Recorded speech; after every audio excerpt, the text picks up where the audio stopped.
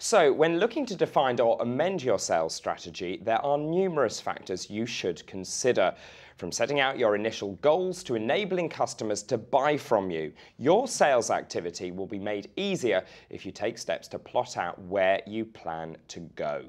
Joining me now to discuss some of the key considerations is Martin Fairn from Gazing Performance International. The company works with sales professionals at a range of blue chip organisations and SMEs.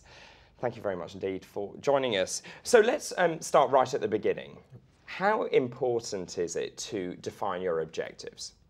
Well, I think it's critical to start there, and like anything in life, if you're clear about the direction you're headed in, then there's much more chance that you're going to get there. It's a sort of an obvious piece of common sense, and that goes for selling as well. So it means you need to be very clear about who your customers are, and then exactly how you want to target them and the way that you wish to sell to them. As I said, obvious, but a very important starting point. Okay, so having done that, I suppose it's then crucial to ensure that you've got the best team available. Well, I think so. I mean, one of the things that you need to ensure as well before you go there is that you've got a clear methodology, so you know exactly how you're going to sell and what you're going to do.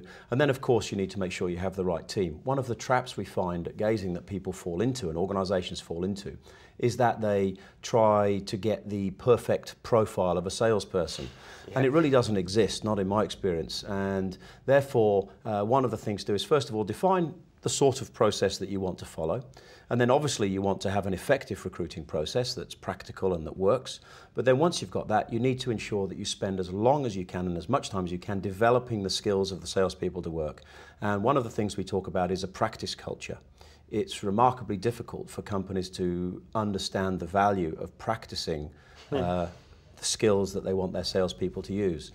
Which doesn't happen in sport, doesn't happen in any other area where skill is important. So actually I would say one of the number one things is for companies to focus on practicing the skills that they want their salespeople to demonstrate in front of their customer. So theory is all very well, but it's about the actual practice of it. It's like anything. Once you've embedded the technique, so if it's golf, once you've embedded the technique of putting or driving the ball off the tee, then you need to make sure that you practice it many, many times so that when it comes down to it and you're under pressure in a sales situation, whether that's face-to-face or on the telephone, you need to be very clear about the process you're going to go through, and that comes from practice. And I assume you continually develop and you learn nuances, new techniques, and you're constantly learning in your sales process.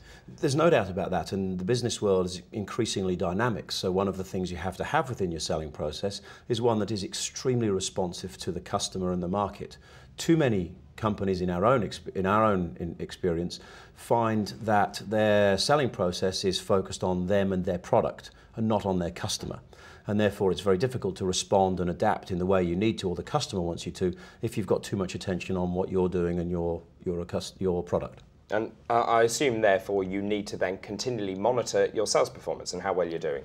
Yes, and this is again one of the vital areas that we'll try and encourage sales organisations to do. Everyone is aware that you need to measure sales results. I don't think any organisation needs telling that that's an important thing to do. But the next bit, which is about measuring the quality of the process, is the real thing that the high-performing organisations make a difference, which is about measuring the quality of the selling process as well as the results. And if you can start to focus on the disciplined execution of selling and measure the process as well as the results, then you'll start to make real progress. Okay, so what different sales methods are available to businesses? Well, the traditional selling, which is face-to-face selling, or nowadays perhaps more over the telephone, is obviously one of the main ways that people sell, but also now increasingly over the internet. And people say to us, well, there's no pressure over the internet. But actually, I think the reverse is true. When you're over the internet and you don't have the opportunity of face-to-face engagement or over the telephone, it's even more important that the quality and the clarity of the information that you present about your service or product is there.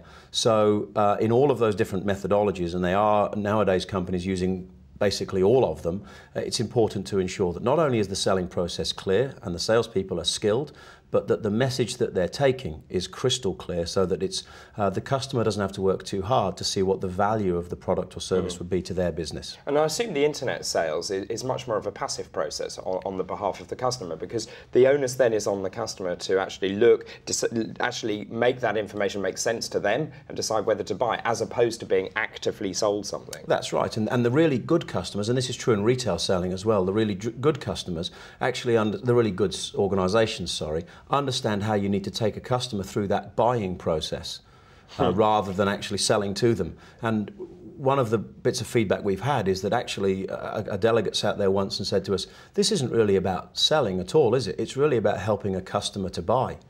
And you know, what a great observation. Absolutely. So finally, how can companies make it easy for customers to want their services, their products?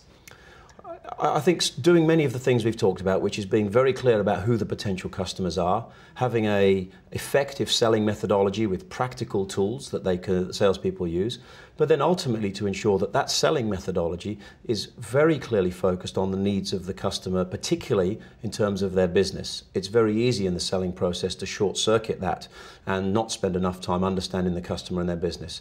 And the more you talk to customers nowadays, you understand they need their sales, their organisations that are selling to them, to really understand what's going on in their business environment. And that's how you make it easy for customers to buy from you. Fantastic advice. Thank you very much indeed for coming in.